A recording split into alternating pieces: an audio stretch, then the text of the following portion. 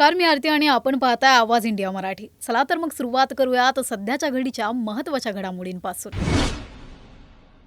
नाशिकमधील भोंदूबाबाच्या नावाने ओळखला जाणारा अशोक खरात सध्या लैंगिक शोषण आणि आर्थिक फसवणुकीच्या गंभीर आरोपात गजाआड आहे. त्याने महिलांचे शोषण केले असून त्या अत्याचारांचे रेकॉर्डिंग देखील केले असल्याचा आरोप त्याच्यावर आहे. यावर SITने तपास सुरू केला आहे. खरातच्या घरच्यांचा या प्रकरणात सहभाग असल्याची शक्यता आहे, त्यामुळे त्याच्या कुटुंबियांचीही चौकशी सुरू करण्यात आली आहे. अशोक खरातची पत्नी कल्पना खरात सध्या फरार आहे आणि तिच्या विरोधात शिर्डी पोलीस ठाण्यात आर्थिक फसवणुकीचा गुन्हा दाखल झाला आहे. तिच्या कुटुंबियांनी सांगितल्याप्रमाणे कल्पनाचे बालपण अत्यंत गरिबीत गेले होते आणि तिचं लग्न कसं झालं हे कुटुंबाला माहीत नाही. तसेच ती माहेरी कधीच राहत नसे आणि तिच्या सासरी असलेल्या मोठ्या घराबाबत कुठलेही चर्चेत भाग घेत नव्हते. खरातने तिला फसवले असल्याची शंका व्यक्त केली जात आहे. सामाजिक कार्यकर्त्या अंजली दमानिया यांनी भोंदू अशोक खरातच्या कॉल डिटेल्सचा खुलासा केला असून त्यात अनेक राजकीय नेत्यांच्या सहभागाचे संकेत आहेत. दमानिया यांनी जाहीर केले की रुपाली चाकणकर यांनी अशोक खरातला 177 कॉल्स केले आहेत, ज्यात 33,727 सेकंदांचे संवाद झाले आहेत. यासोबतच इतर राजकीय नेत्यांचे कॉल डिटेल्सही समोर आले आहेत, ज्यात राज्याचे उपमुख्यमंत्री एकनाथ शिंदे, चंद्रकांत पाटील, सुनील तटकरे आणि यांचा समावेश आहे. अंजली दमानिया यांनी यावरून आरोप केला आहे की अशोक खरातसोबत या नेत्यांच्या संपर्काचा स्पष्ट संदर्भ असावा. या खुलाशामुळे राजकीय वर्तुळात नवा वाद निर्माण झाला आहे.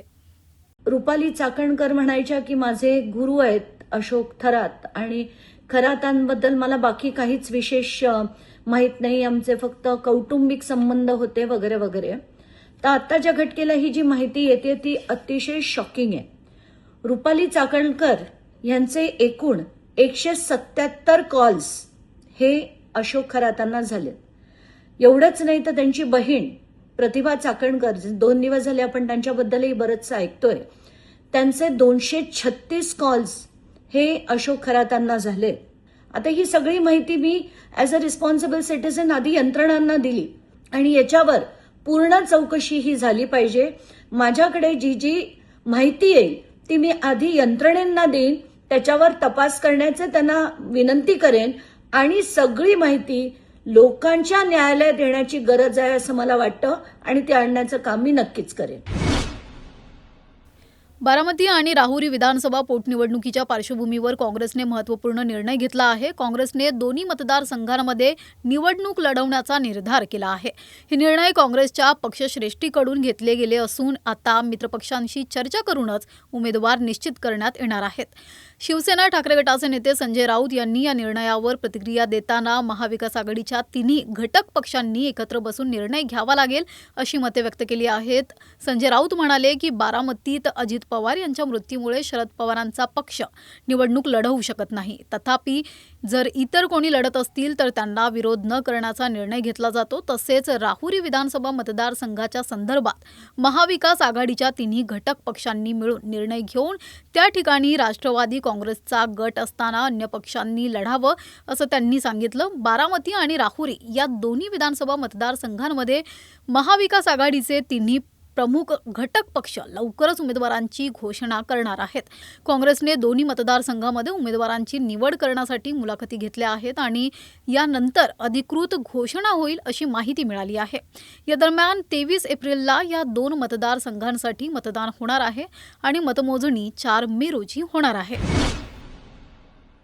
मुंबईतील शाळांमध्ये मनाचे श्लोक सक्तीचे करण्याच्या किशोरी पेडणेकर यांच्या प्रस्तावावर राजकीय वर्तुळातून संमिश्र प्रतिक्रिया उमटत आहेत.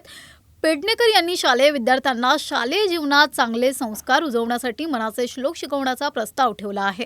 या श्लोकांचे उद्दिष्ट हे धार्मिक नसले तर विविध धर्मातील विद्यार्थ्यांना चांगले वर्तन आणि संस्कार शिकवणे आहे असं पेडणेकर यांनी स्पष्ट केलंय. तथापि या प्रस्तावावर MIMने तीव्र विरोध दर्शवला आहे. MIM पक्षाच्या प्रमुख नेत्यांनी यावर स्पष्ट केले की शालेय शिक्षण हे धर्माधारित न होऊन संविधानावर आधारित असावे. त्यांच्या मते शाळांमध्ये धर्माधारित शिक्षण देणे योग्य नाही, तर संविधान आणि देशाच्या विविधतेवर आधारित शिक्षण देणे आवश्यक आहे. या मुद्द्यावर 9 तारखेला BMCमध्ये चर्चा होणार आहे. यामध्ये पक्षातील विविध नेते, शिक्षण तज्ज्ञ आणि अन्य संबंधित व्यक्ती यावर आपली मते मांडणार आहेत. त्यामुळे या चर्चेतील निर्णायक घटक काय असतील आणि त्यावर किती परिणाम होईल हे पाहणं महत्त्वाचं ठरेल. सोलापूर जिल्ह्यातील माढा तालुक्यातील अंजनगाव इथे छत्रपती शिवाजी महाराजांच्या पुतळ्यावरून वाद निर्माण झाला आहे. प्राध्यापक लक्ष्मण हाके यांच्या नेतृत्वाखाली एक गट आंदोलन करत आहे, ज्यामध्ये पुतळ्याच्या स्थानिक स्थलांतराच्या मुद्द्यावर जोरदार विरोध व्यक्त केला जात आहे. हाके यांनी हे स्पष्ट केले आहे की जोपर्यंत पुतळा शासकीय जागेत स्थापन होत नाही तोपर्यंत आंदोलन जारी ठेवणार आहोत.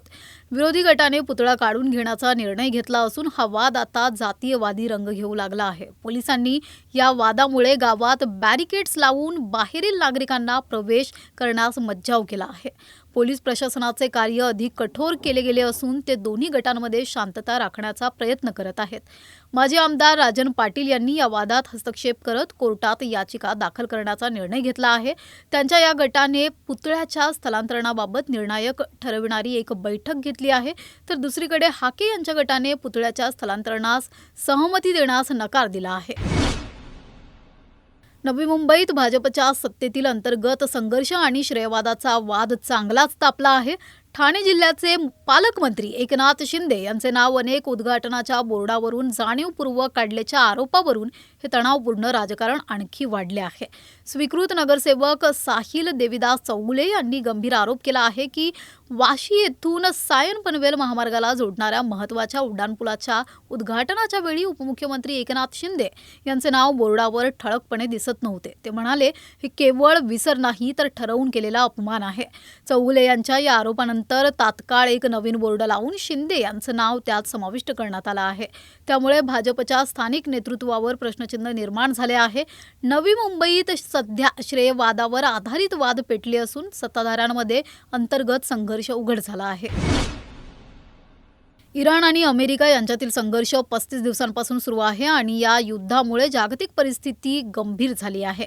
अमेरिकेने इराणवर मोठ्या प्रमाणात हल्ले सुरू केले असून यामध्ये इराणच्या प्रमुख पुलांना लक्ष्य करण्यात आले आहे. युद्धाच्या तणावपूर्ण परिस्थितीमध्ये इस्रायलसोबत अमेरिका याचे अनुसरण करत आहे. इराणमध्ये आक्रमक धोरण राबवत आहे. हे युद्ध आता फक्त या दोन देशांपुरते मर्यादित राहिलेले नाही, तर अनेक देश या संघर्षाच्या परिणामामुळे चिंतेत आहेत. अमेरिकेने युद्ध जिंकण्यासाठी कोणत्याही परिस्थितीत संघर्ष सुरू ठेवण्याचा निर्धार दर्शवला आहे. याच दरम्यान डोनाल्ड ट्रम्प यांनी इराणच्या लोकांविषयी सकारात्मक टिप्पणी केली आहे आणि युद्धाच्या समाप्तीबाबत चर्चा होईल असे म्हटले आहे. इराणचे माजी परराष्ट्र मंत्री जावेद झरीफ यांनी इराणच्या सरकारला युद्धबंदीचा प्रस्ताव दिला आहे. त्यांनी स्पष्टपणे सांगितले की डोनाल्ड ट्रम्प यांच्या पद्धतीने युद्ध थांबवण्याचा मार्ग स्वीकारा आणि स्वतःला विजेता घोषित करा. हे एक मोठा मास्टर स्ट्रोक ठरेल असाही त्यांचा दावा आहे. झरीफ यांच्या मते युद्ध थांबवण्याचा आणि संघर्षाचा समाधानाचा दुसरा कोणताही मार्ग नसावा. झरीफ यांनी आपल्या देशाला युद्धबंदीचा करार करायला हवे आणि संघर्ष थांबवण्याचा आग्रह केला आहे. त्यांच्या या सूचनेनंतर युद्धाच्या संपण्यासाठी काही घडामोडी लवकरच घडू शकतात अशी शक्यता व्यक्त केली जात आहे. सध्या या बातमीपत्रात एवढंच. पुढील घडामोडींसाठी बघत रहा आवाज इंडिया मराठी, शोध सत्याचा.